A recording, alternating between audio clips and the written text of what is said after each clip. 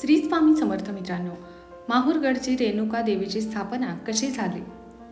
रेणुका म्हणजेच एकवीरा आणि एकवीरा म्हणजेच रेणुका असा उल्लेख पुराणात सापडतो. देवत्व एक असले तरीही त्या दोन्ही देवीची नावे व स्थान वेगळे वेगळे आहेत आणि आता दोन्हीही शक्तिस्थळं म्हणून प्रसिद्ध आहेत. दोन्ही स्थळांची एक वेगळी ओळख आहे, वेगळी प्रचिती आहे. कादल्याची आई श्री एकवीरा म्हणून तर माहूरची आई श्री रेणुका म्हणून प्रसिद्ध आहे. सर्वत्र देवींची विविध नावे असले तरीही शेवटी सर्व देवी पार्वतीचीच रूपं आहेत.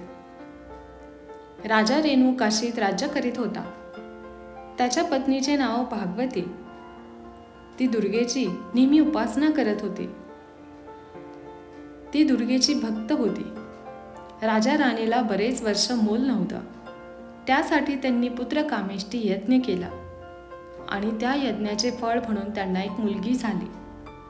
ती चैत्र शुद्ध पंचमीस शुक्रवारी जन्मली. राजाचे नाव रेणू असल्याने मुलीचे नाव त्यांनी रेणुका असं ठेवलं. रेणुकेचे पाळण्यातील नाव कमली असे होते. ती दिसायला फार सुंदर होती.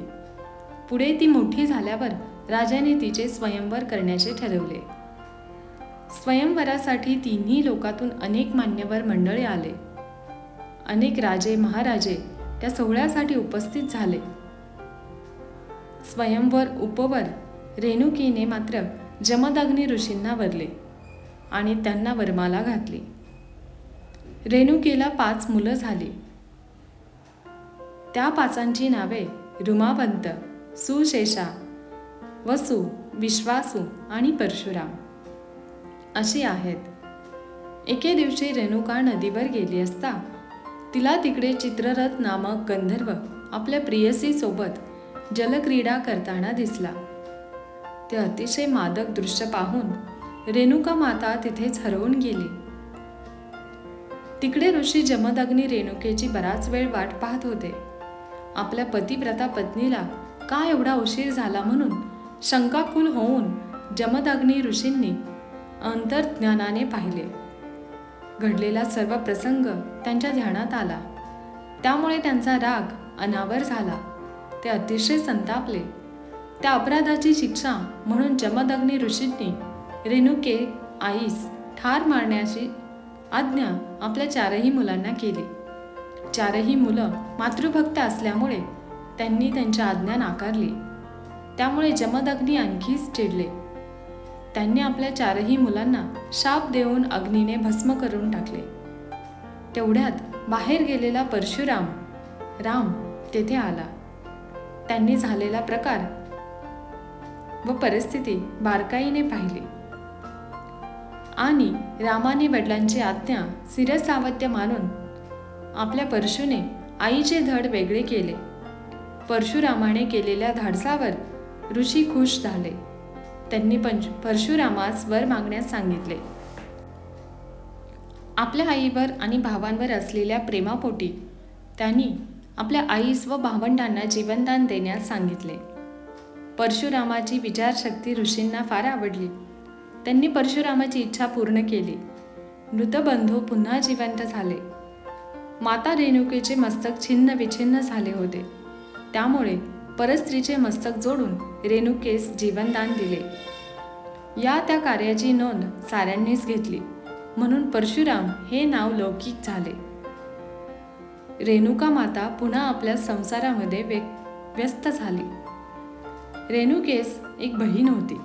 तिचा नवरा सहस्रार्जुन हा नर्मदा काठचा महिष्मती नगरीत राज्य करत होता.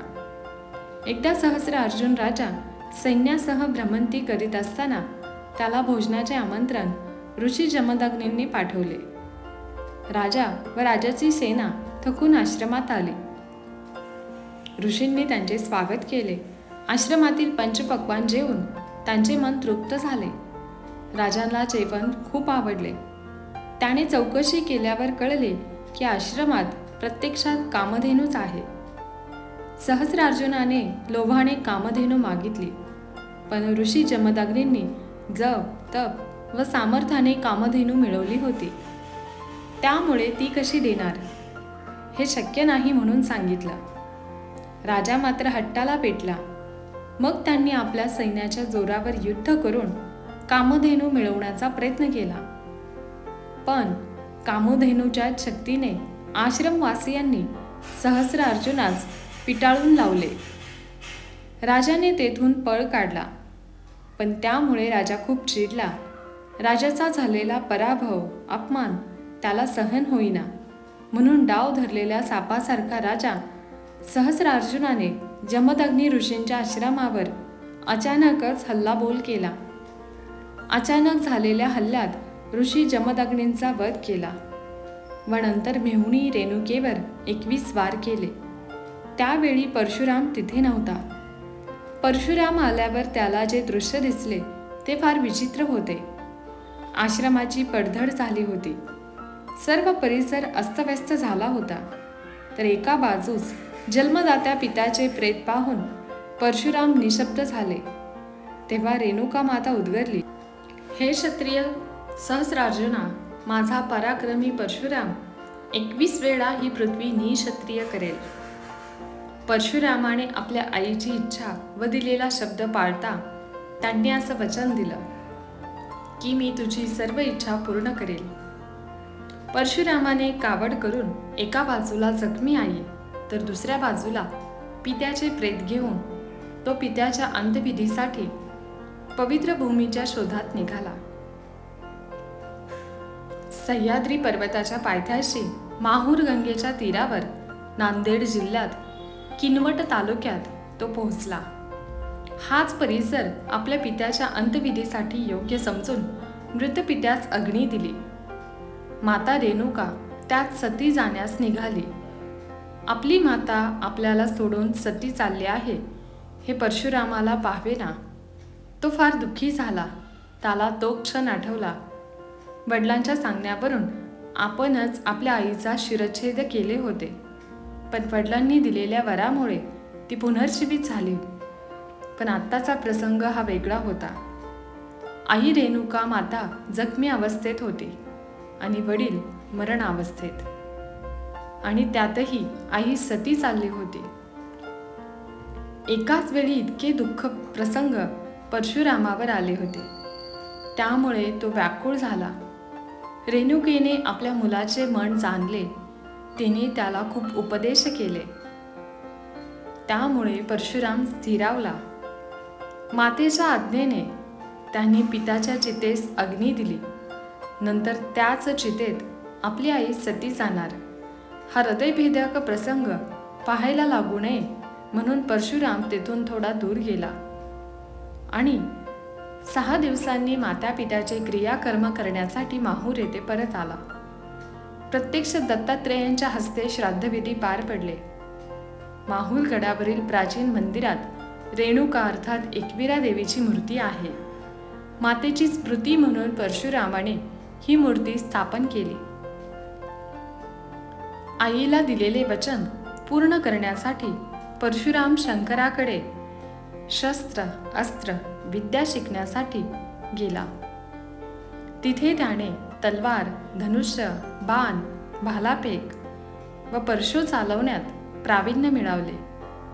त्याने स्वबळावर सैन्य उभे केले आणि पहिले आक्रमण माहिष्मती नगरातील राजा सहस्रार्जुनावर केले.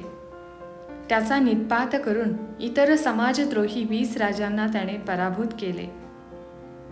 आपल्या परशुरामाने प्रचंड पराक्रम केले आणि खऱ्या अर्थाने रामाचा परशुराम झाला. याच वेळी गणपती व परशुरामाचं युद्धही झालं आहे. परशुरामाची श्रीरामाची भेट झाल्यावर परशुराम संन्यासी तपस्वी झाले. परशुरामाने जिंकलेली सर्व भूमी एका यज्ञात कश्यप ऋषींना अर्पण केली व प्राचीन मार्ग कोकणात उतरला असावा. त्या घाटात 2 तांदळ आहेत, एक परशुरामाचा तर दुसरा कोकण देवीचा. माहूर येथील डोंगरावर उंच जागी रेणुका देवीचे मंदिर आहे. देवळात जाण्यासाठी 1200 ते 1500 पायऱ्या चढून वर जावं लागतं. गाभाऱ्यात तांदळा दगडातली शेंदूर चर्चित मूर्ती आहे.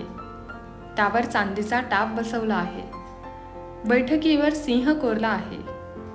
देवीचे उग्र रूप स्वरूपाचे दिसते.